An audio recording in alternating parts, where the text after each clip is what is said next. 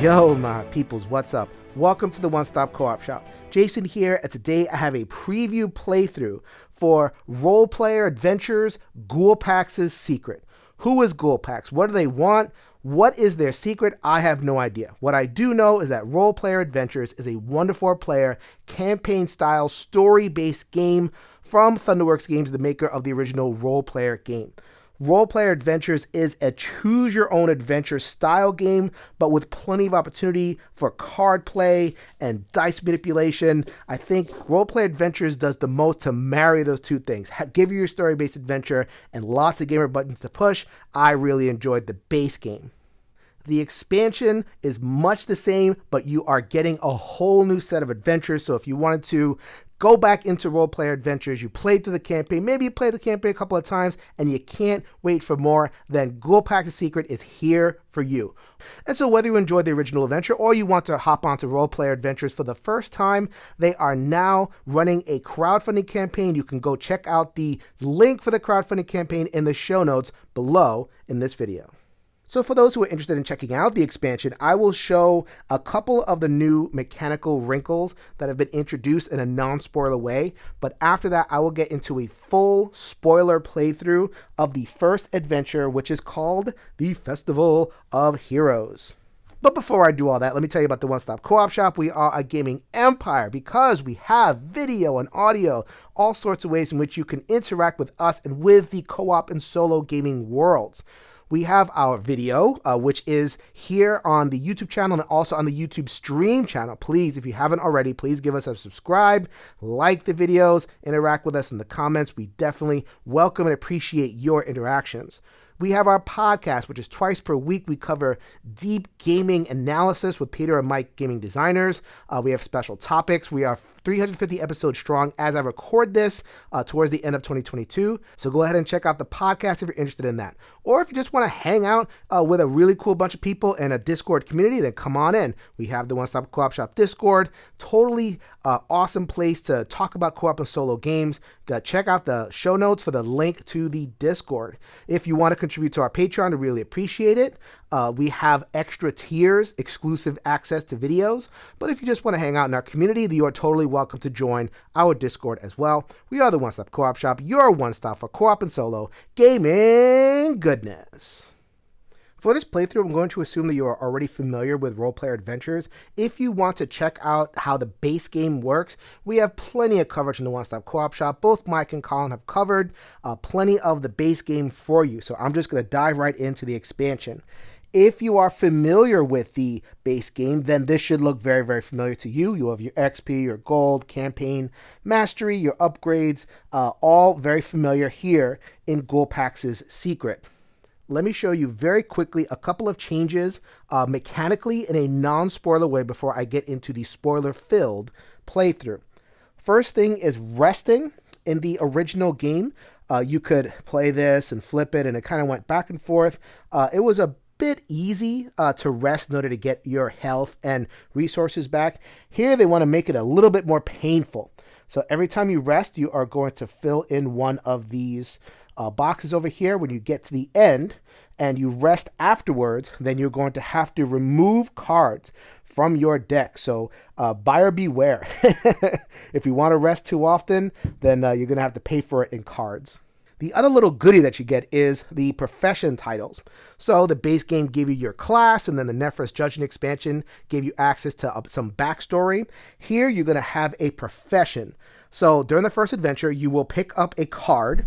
The card will be things like miner, inventor, jeweler, trying to hide as much as I can for spoiler purposes, but you're going to get a profession, and this is an always-on card that you're going to be able to use in every combat. So a little bit more of a powerful version than your class ability. However, there will also be opportunities to interact with parts of the story based on your profession. So you might like that, you might not. I'm not sure. Either way, another way to immerse your character into the world. So here is your character. Much of that is going to be the same as the basic game. You have your XP cubes, your stamina cubes, your starting hand, and your class ability. All of that has come from the basic game. There will be new characters. And because right now they are unknown, I'm free to name them whatever I want. This person looks like they are vaguely of Mexican-American descent. So for my Mexican-American gnome, I'm going to dub thee Felipe. If you have the Nefra's Judgment expansion, it is not necessary to play Gulpax's Secret, but it does enhance it a little bit because there will be times where the book calls for cards that are specific to the Nefra's Judgment expansion, but there will be alternatives if you don't have that, so either way, you should be good to go. One last thing before we get going. My prototype included some legendary mode rules, revised ones where there will be more limitations. So it limits your card pool as an example, and a couple of other card play limitations and other things of that nature, just in case you want an extra level of challenge with your card and dice manipulation here in Role Player Adventures. But if you just want to enjoy the story, then all of that is available to you in Gulpax's Secret. Let's go to the playthrough. 2,000 years before Azima's return to the gates at Brazor Wall, which was the culmination of the base game adventure path, the world of Eulos is at peace. Dwarves and bugbears, elves and goblins, dragons and humans, all live side by side with little conflict, thanks to the tireless efforts of the Heroes Guild. Under the guidance of the Immortal Knight, members of the Heroes Guild travel the land, lending their aid in settling feuds. But a new era dawns. In order to unify Eulos under a single banner, Queen Gymnax establishes the nation of Nalos. Several clans and city-states pledge their allegiance to the new queen, sending their representatives to Gymnax's royal court. Many others band together, forming the Dragul Alliance to resist the steadily growing kingdom of the Gnomish queen. Meanwhile, Eulos' greatest inventor, Gulpax the Crafter, builds a mysterious device of tremendous power deep in the frozen expanse. The peace enjoyed across Eulos, enforced by the Heroes Guild, threatens to become undone. So we're going to set up the game. Here's the familiar double-sided map for the first adventure, the Festival of Heroes. And there are 3 locations. We start in the Garden of Heroes. Here is the Festival and the House of Alarcus. And you put an XP token on each one, and we'll be claiming those as we go around the adventures. We also have 2 random encounters. One last little bit of setup for solo. If there's only one character in your party, reveal 1 random card from each market deck, as well as the familiar deck, and add them to your hand. Find the magic familiar die and add it to the dice bag. Woohoo! I am super powered, baby. Solo all the way. So aside from that little bit of setup, the adventure paths, the story arcs, a little bit of extra has been put into Gulpax's Secret to support solo play. I went through the original Role Player Adventure completely solo. That's just sometimes how it goes with story-based games, and I like that this expansion seems to give solo play a little bit of extra love. We'll see how that's all playing out. Watchmen unfurl banners from the rooftops bearing Azima's sigil, and trumpeters sound from every tower encircling the city. The day of the festival has arrived. The crowd fills the narrow streets of Wildwood, laughing and singing at the top of their lungs in a dozen languages. The air is thick with sweet-smelling pastries and roasted meats. In Wildwood, elves, goblins, and gnolls and humans commemorate this holiday side by side. No one is excluded from the celebration. The procession is led by Imbri, the Immortal Knight, champion of Eulos, sitting astride her white horse. Townfolk shower her with a seemingly endless supply of red and gold confetti from their balconies as she leads into the parade into the town square. The Immortal Knight will administer the test of champions. Any who succeed in their challenges will earn the rightful place in the Heroes Guild. Some see this band of adventurers for hire as mere mercenaries. Others insist they are true heroes, men and women who prize honor even more than gold, who seek, above all else, to protect the innocent. And now we get to pick our profession. The book just throws you right in there. Pick a profession, and that will give you a little bit of an extra power and also lead to some story branching. So I like the idea of a miner having a knack for discovering hidden treasure and secret paths. Felipe is nothing if he doesn't have some active fingers looking for secrets, so we are going to go miner. Your eyes red with exhaustion. You watch as festival goers stream to the city streets, laughing and dancing. "Can't sleep," you mutter to yourself. "Can't sleep." A few of the festival goers stare at you like you're crazy. You ignore them, turning down a narrow alley where you could be alone with your thoughts. You spent your entire life with the mines, but one day you dug too far and too deep. Beneath the mountains of Parsis, you discovered a large stone covered in glowing runes with someone trapped behind it.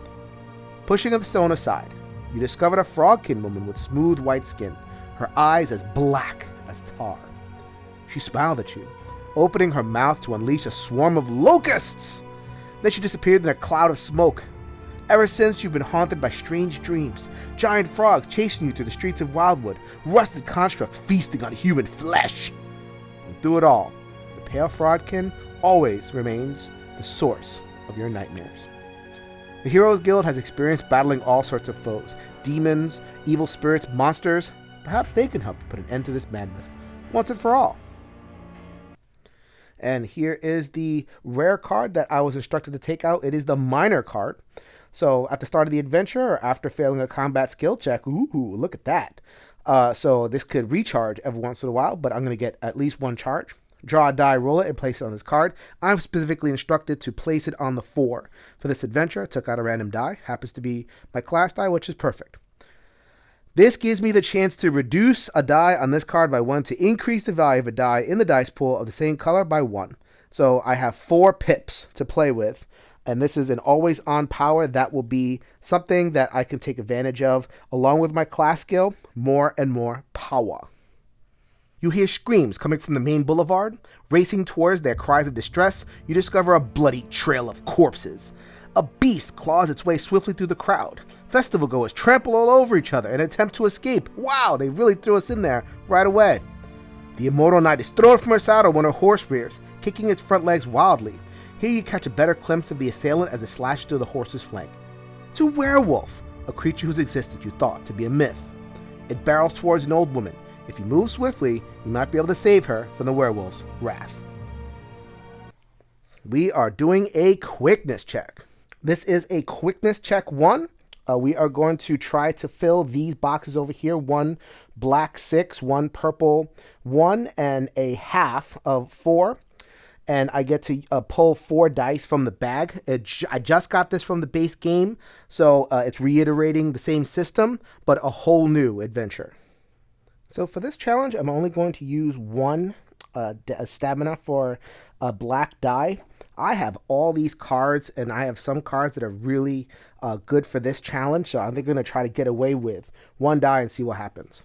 All right, here's my 1 black die, and I'm going to pull randomly from the bag. Here we go. That's actually a really, really good pull. That's not going to happen every single time, but let's get off to a good start, baby.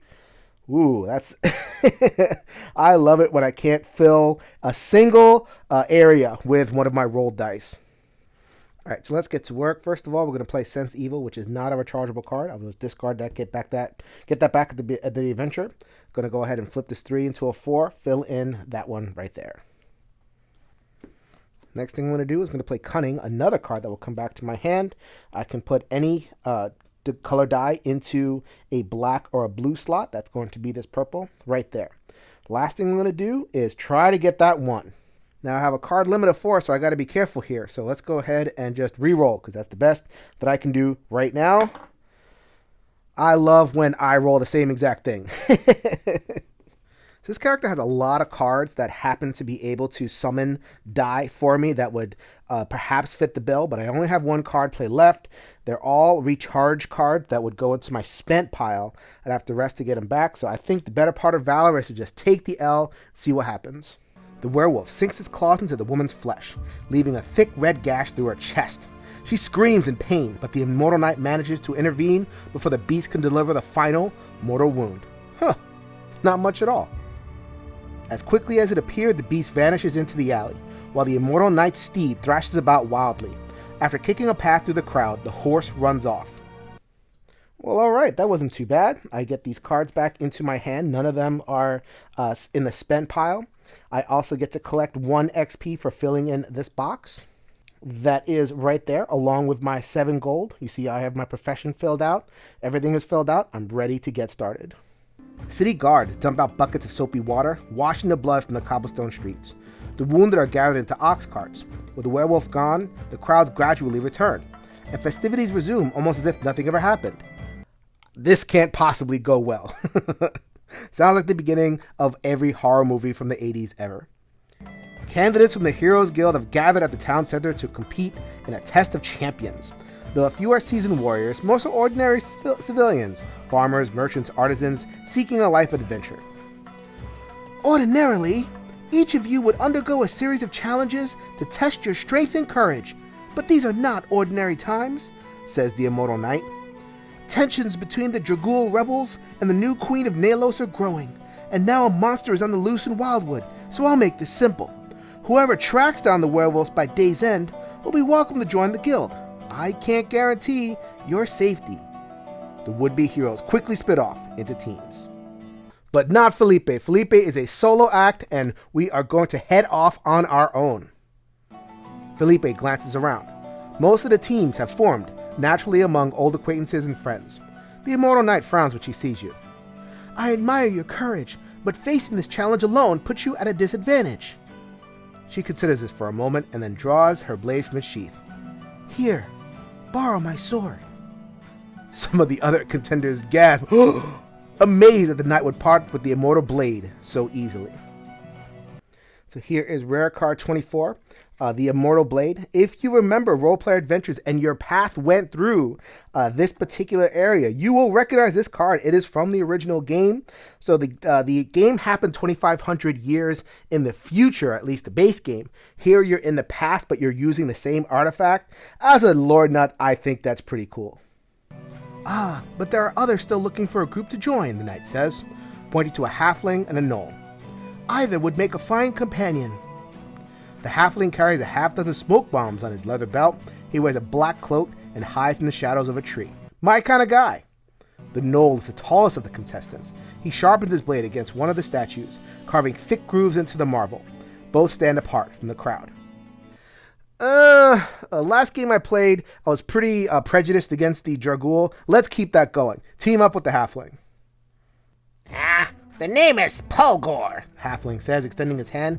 Polgor Goodweather. A burn scar covers nearly the entirety of Polgor's head. When he catches you staring at it, he smiles, his green eyes sparkling with mischief. A boiling hot elixir. A childhood accident. My parents are both alchemists.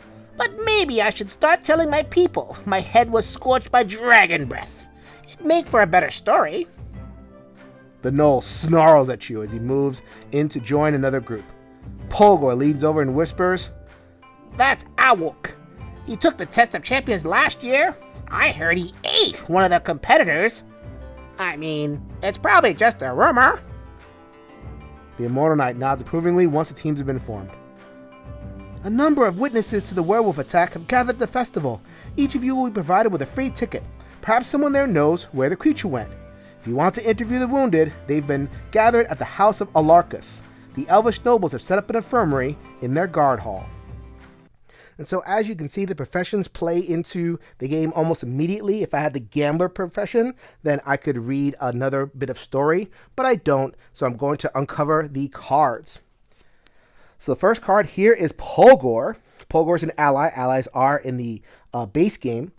They will provide me with a power, which is ongoing alongside that. I'll demonstrate that when I get to my first challenge.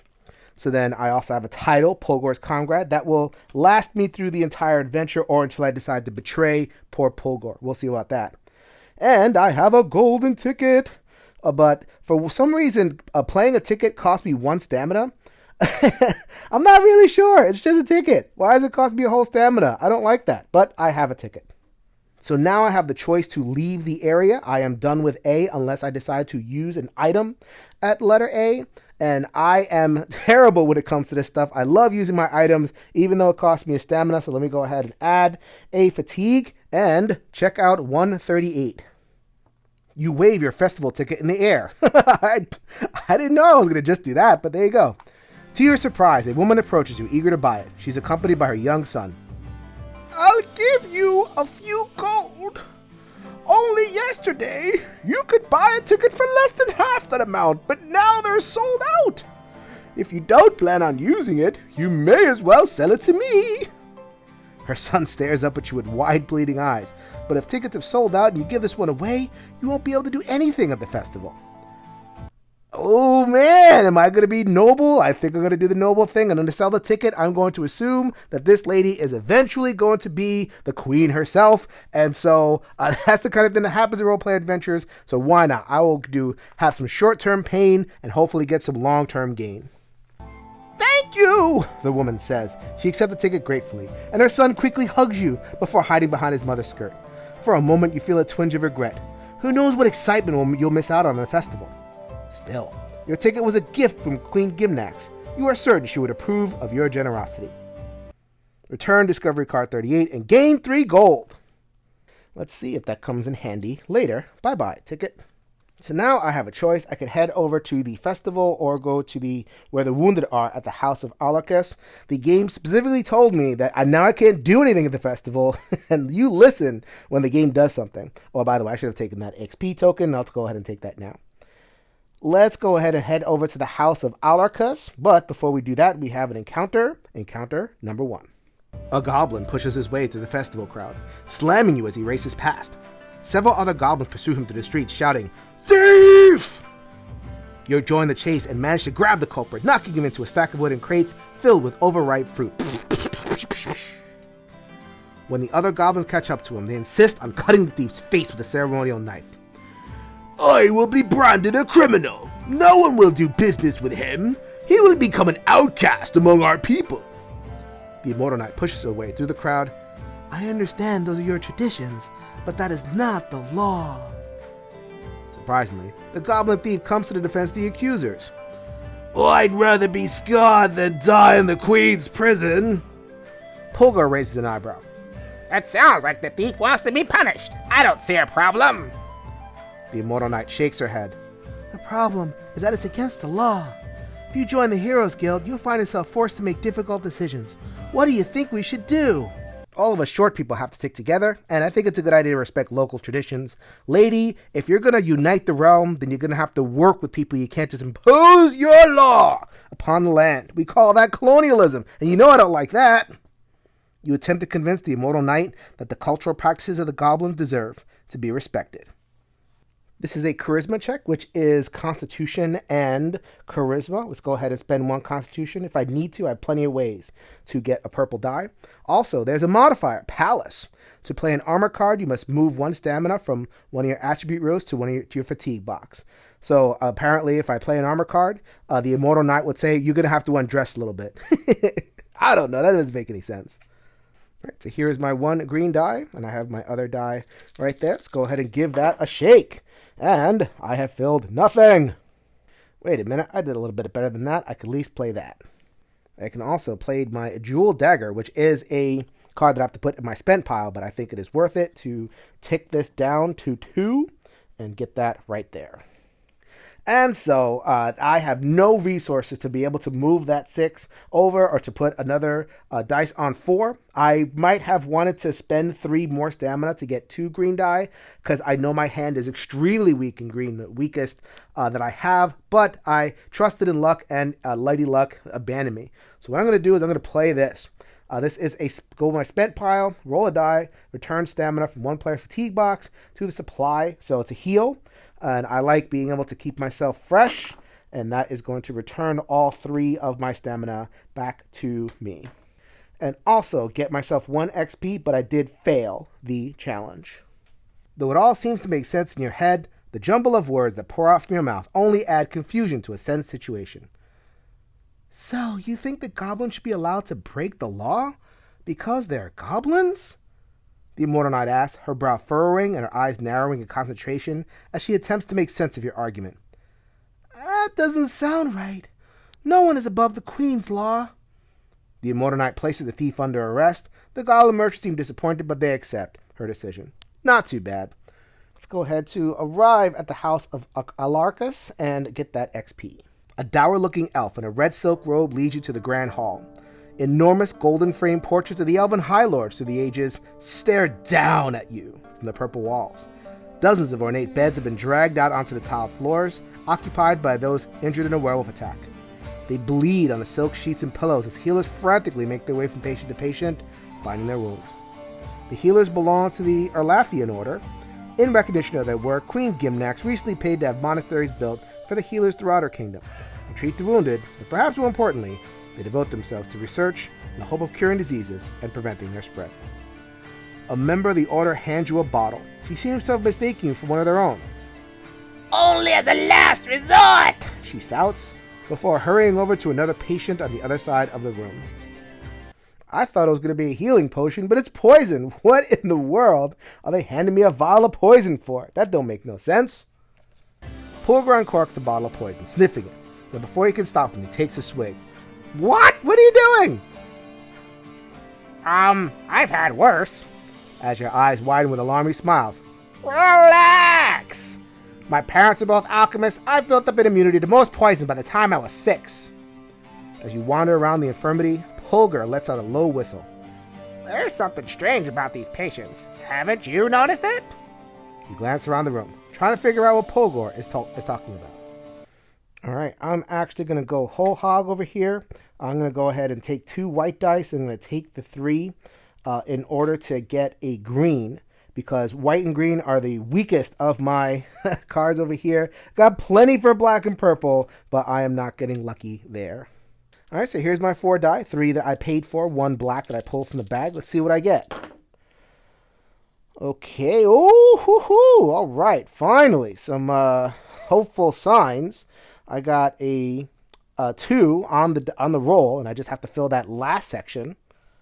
And what started out as so promising is just a womp, womp, womp.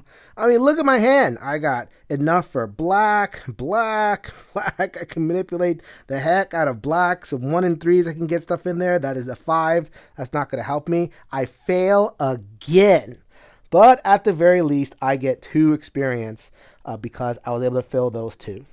You don't notice anything strange about the patterns at the infirmary, besides the obvious fact they're all sustained injuries during the werewolf attack. No guesses? Polgar laughs. Fine, I'll tell you. Look at his shoulders. You glance around. A surprising number of the patients have the same tattoo on the left shoulder, a skull with the number 3 written on it. When you point them out, Polgar, he nods. It's a symbol for Shintal, the 3-headed goblin god of death. The attacks weren't random, they were targeted. The werewolf wanted to hurt death worshippers. You interview a few of the death worshippers. Just take for granted that they're death worshippers. But they're understandably tight-lipped when it comes to discussing the cult. The worship of Shintal has recently been outlawed in the kingdom of Nalos. We've hit a brick wall here. There's a tattoo shop near the festival. Maybe she'd let us take a peek at her client list. I do not have the bodyguard profession, so I'm just going to record the keyword tattoo and head over to location B. So there's my tattoo. I've been slowly gathering XP. I can rest for now, which would get me back my stamina, but that hasn't been any good so far, so I might as well just pull randomly from the bag. It's all for that. Plus, I'm a little bit afraid of resting too much because I would start to discard cards, so I'm just going to let it roll one more time. So let's head over to location B now that I have somewhere to go, but I'm going to trigger adventure number 2. The Queen's soldiers wander from house to house searching for the werewolf. As they pound on the doors, a frogkin flags them down. His blue-black vest jacket is so tight on him that golden buttons seem ready to burst. I won't leave, he explains, waving the eviction orders. They threatened to kill me. The soldiers follow him to a ramshackle house in the alley. It's Gorip, the landlord, the frogkin announces nervously. Open up! A large family of gnolls appears with kitchen knives and pitchforks, pushing the guards back into the street. It seems they will not vacate their home without a fight. Just then the Immortal Knight appears. She's everywhere. Both the Queen's Guard and the gnolls bow respectfully when they see her. The famed adventurer is respected by both the loyalists of the crown and the Queen's detractors. One of the gnolls races over to the knight, pleading for her to intervene. The frogkin scoffs. They're 3 weeks late on their rent. The law on this matter is quite clear. Polgar shakes his head. It's unfortunate. These soldiers are just doing their job. We can't ignore the law when it's inconvenient. Yes, says the frogkin. You are quite right. Shut up, Polgar snaps. No one's talking to you. I said we should honor the law. That doesn't make us friends. You should be ashamed of yourself evicting a family on the day of the festival. The frogkin smiles unapologetically and shrugs. It's just business. The Immortal Knight feels conflicted. The eviction orders are perfectly legal, but are they just? Amazing, the difference between law and morality being explored here in this first adventure. As a former ethics professor, I love it. She turns to you. If you join the Heroes Guild, you'll find yourself forced to make difficult decisions. What do you think we should do? Felipe is a man of the people, so let's go ahead and defend the evictees. Whatever the law may be, it is unjust to remove a family from their home against their will. The Immortal Knight sees the wisdom you're proficient and asks the soldiers to disperse, at least until she's had a chance to appeal to the Queen personally. But the soldiers have their orders. They're prepared to remove the family from their home, no matter what stands in their way. They charge forward, and you are quickly drawn into the battle. Woo, I get to engage in a battle. Alright, so we're doing some combat, and we're definitely resting afterwards because I am out of resources there. Imbri is helping me, the Immortal Knight. Each time a skill card is played, return 1 stamina from the player fatigue box to the supply. Let's play some skill cards. Let's also get a charisma. We are going for broke here. So, I am fighting human. That is from the base game. I am fighting gang of humans, also from the base game. During the first round of combat, this combat dice limit is reduced by 1. I'd be ordinarily rolling 3 from my base, but I can only roll 2. I pulled this randomly, the blue one. The purple one I have bought. Let's see what happens. Okay, that seems a little bit promising, maybe, sort of, kinda. So, my first card is going to be a sling. Decrease a blue or a green die by 1 or 2. That is going to decrease that by 2. I could fit that there. Since I'm going to rest, I have no qualms about playing the Immortal Blade. So I'll get that back at the end of the round after I rest, but I can pip any die up. That's going to go from 2 to 3. I've covered that one too. So I do have ways to summon extra dice, but no ways to convert them into the requisite die. So I'm just going to end the round and take the damage, which is 1, 2. I take 3 damage. My health points are 16. I am currently at 6 damage done. These are worth 3. So now I am 9 out of 16 down. And I'm pulling from the bag blind, baby. I'm just hoping to get a green or a black in here. I got 2 black. I'll take it. Oh, come on. Do something. Wait a minute. I'm a miner. Finally, this power comes into play. Reduce a die on this card by 1 to increase the value of a die in the dice pool of the same color by 1. I got a 4. That I'm going to reduce this one to 3. To increase this guy to 5. I've defeated the crazed gang of humans. What am I talking about? They're not crazed, they just follow orders. Though the soldiers are outmatched, the gnolls feel they have little to celebrate. The moment you leave, they will return. The Mortal Knight nods her head solemnly. I can't make any promises, she admits, but I will speak to the Queen on your behalf. Perhaps she will listen and reason. Gnolls are skeptical, but they thank you and the Immortal Knight for your efforts. Ooh, I gain an XP, and I move on. So actually, I gained 2 XP on this one because the human gave me an XP off of their sheet and also gave me a gold. So I'm going to go ahead and get those 2 XP and 1 gold. But let's go ahead and spend 2 XP right now during my rest. Let's put a rest token from the supply. Going to reach into the bag and roll some dice and heal that many. 6 is not terrible at all. I've refilled my stat block. I've gotten back the one-time cards that I used in previous battles. I am back and ready to rock. Imbri disappears, but she came in handy, I think. Not really. And so I have arrived at the festival. I shall take my XP. The map is now fully explored. A small army of constructs helped set up the enormous makeshift tents that soon fill the fairgrounds. Their infamous creator, Gulpax the Crafter, is rumored to have used dark magic to bring the constructs to life, unleashing strange and dangerous forces in Eulos. Though the festival crowd has thinned a little since the werewolf attack, most people are carrying on as if nothing had happened. Merchants sell every imaginable delicacy. Entertainers cater to every whim. An orcish woman smiles at you, passing over a warm sweet roll from her booth, fresh off a hot pan.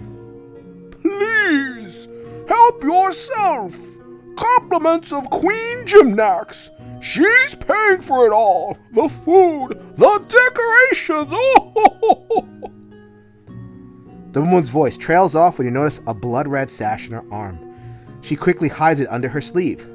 From the werewolf attack, but I'm fine. These poor creature, it seemed confused.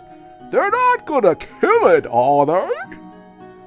The woman seems like she wants to say something else, but she bites her tongue.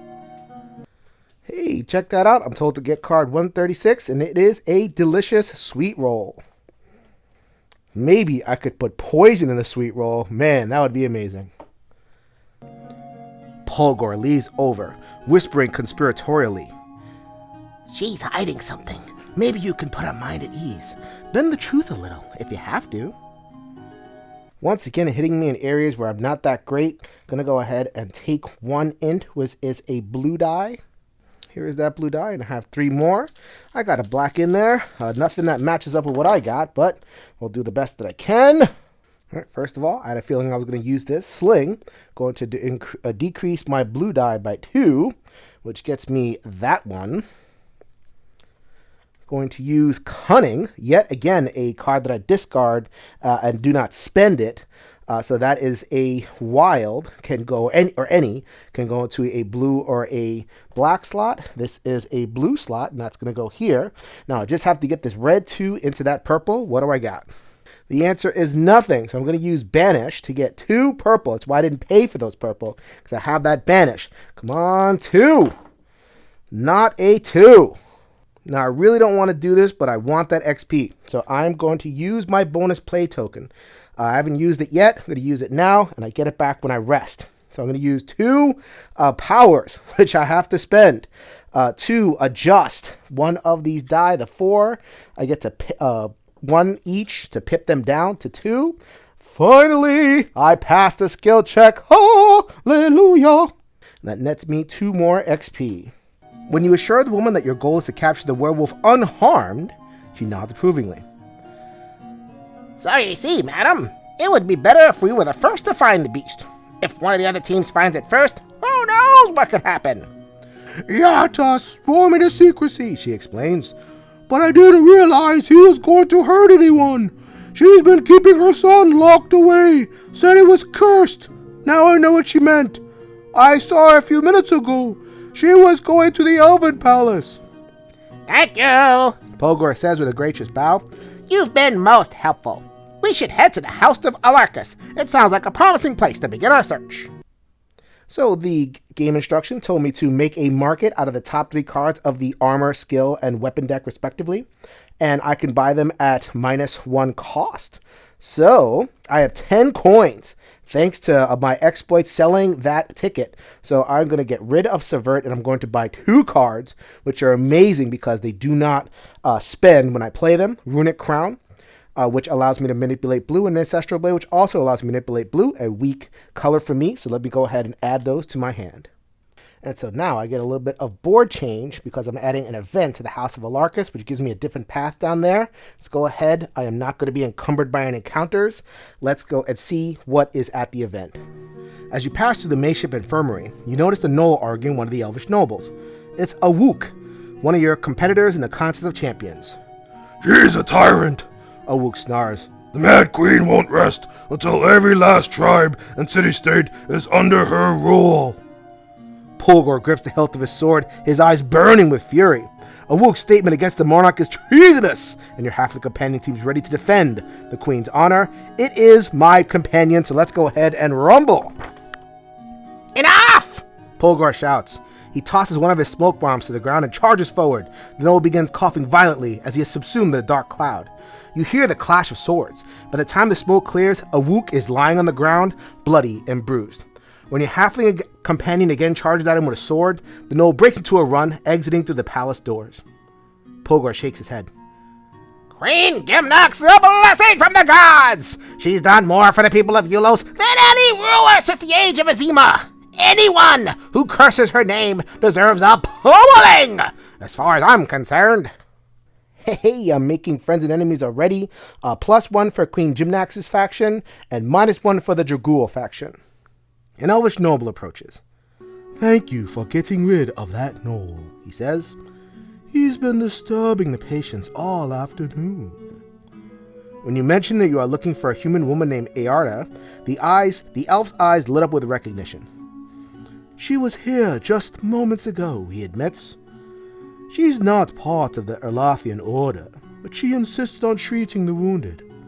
A very strange woman. I've heard rumors that she's been living with the Temple of Shintal. It's been abandoned by priests ever since Queen Gymnax shut it down. Polgar shrugs. The halfling turns to you. We might as well investigate. It's the best lead we've got. So I was actually able to put down 2 cards for some reason. Not sure what this card does because there's no box, no nothing. But the Temple of Shintal is here, and that is where we are going to pick up the scent. And hey, every profession seems to have gotten a little bit of a goodie. Looks like my minor profession is going to take me to a different story path. Stone gargoyles leer down at you from the top of the abandoned Temple of Shintal. The front doors have been barred, and an edict has been plastered all over the wood.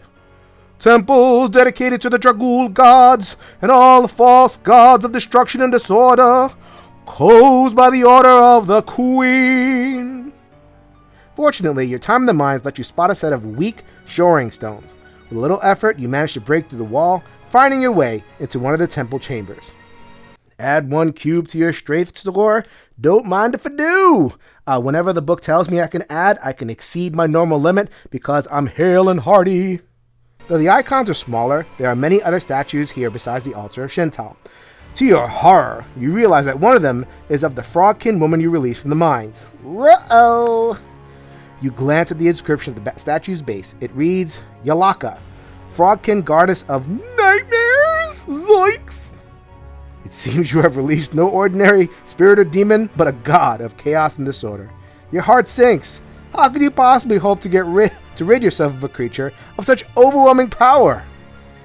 You hear whispers from the candlelit room and peer in.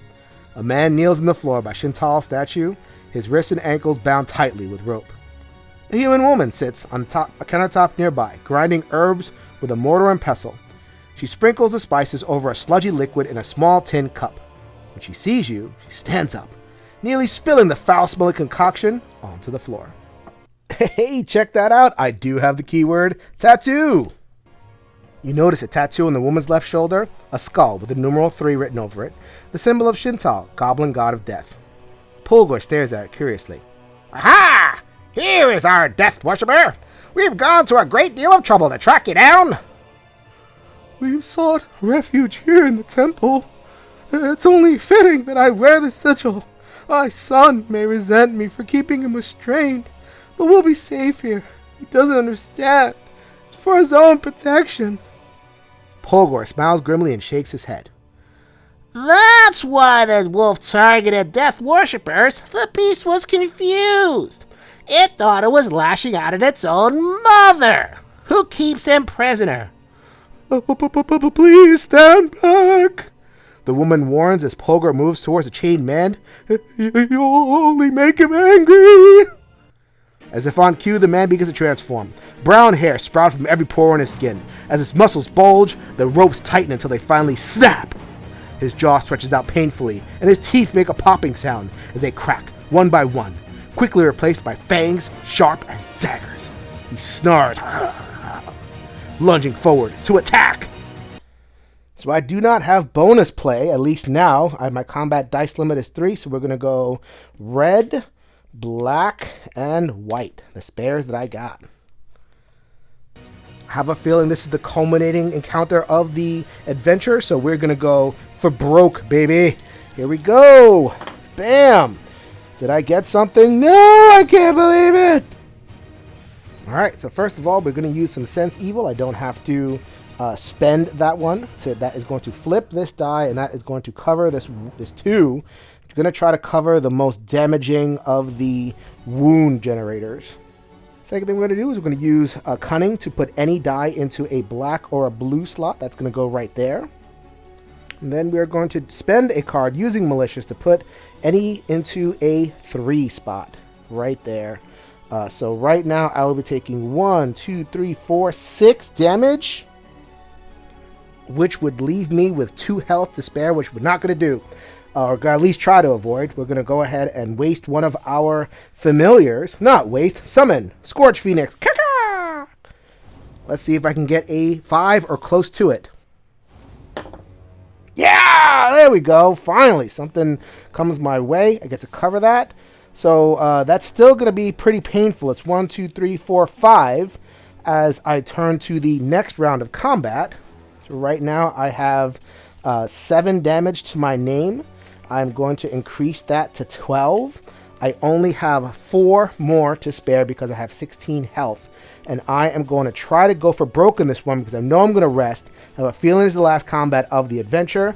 I'll go ahead and summon 1 red and 1 black, which is what I need. Alright, I got my red and my black and my useless white. Let's see what happens. Okay. So I got my 2 right there. I have to somehow turn this into a 4. What can I do? I'm going to play that one for a reroll of the black. Let's see if I get something more advantageous. Yes, because I got this 1. I have the hollowed card. The hollowed card allows me to get rid of all 3 of these pips. So I'm going to go ahead and return that. And that raises this one to a 4. Mining has set me free. I have defeated the werewolf. The werewolf staggers back, dazed and licking his wounds as he slowly reverts to his human form. Exhausted, he takes a seat on the floor. His mother stands between you, pleading for her son's life. Please, you don't have to do this. In his human form, the man appears frail. His eyes are bloodshot as if he hadn't slept in days, and his clothes have been torn to shreds.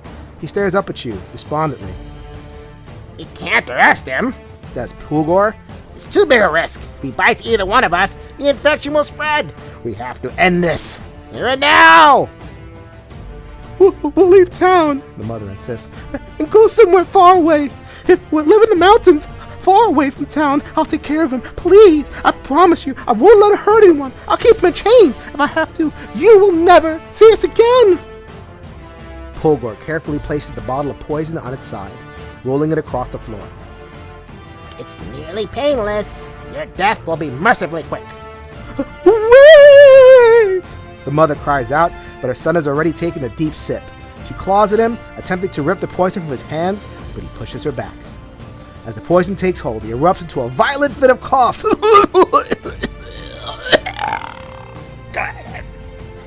As if in response to the poison, he begins to transform, frantically slashing at his mother's chest and shoulders with his claws, shredding her robes.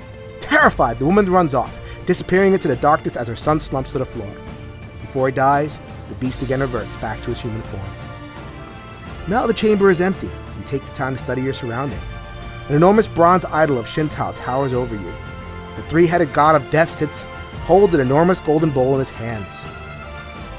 An altar filled with dried blood and rotting bone. A message has been carved beneath them. To enter, present your sacrifice. Rats sniff at the altar, but frightened by your torches, scurry back into the dark. I get a title card, The Mother Scorned. You killed Arnon, a man infected with the werewolf's curse. As Arnon's mother struggled to help her son, she was injured. She may now share her son's affliction. Oh, I didn't even realize that. But at the very least, I have gained Queen Gymnax's favor. She doesn't have to know about all that. And that was the culminating battle. Time for the end. Imbri, the immortal knight, tracks you down. She holds the rein of her horse in her hand. Though the steed was recovered from the injuries it sustained in the werewolf attack, it appears transformed. Its eyes shimmer red. Silver hairs have sprouted throughout its otherwise brown mane. Come, the immortal knight says. We have much to discuss. The knight smiles. Out of all the teams, yours was the first to track down the beast to its lair. Then you bested it in combat. Thanks to you, the town is safe, and the mother's victims have been avenged. While everything the knight says is true, you can't help but wonder about the werewolf's mother. She escaped, but only after receiving deep gashes in her chest and shoulder. According to legend, almost everyone who receives a deep wound from the werewolf eventually shares in their curse. You killed one monster, but soon another will take its place. The immortal knight turns to Pulgor and smiles grimly. Welcome to the guild. Your halfling companion can scarcely believe it.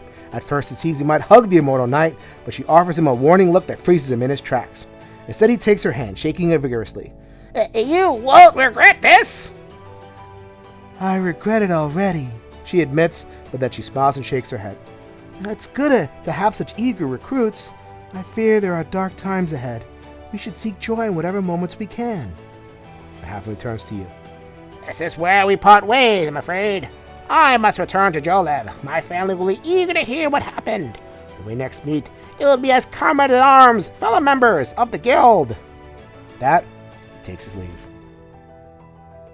You unsheath the immortal blade, offering it back to the immortal knight. She stares at it thoughtfully. No, the blade is in good hands.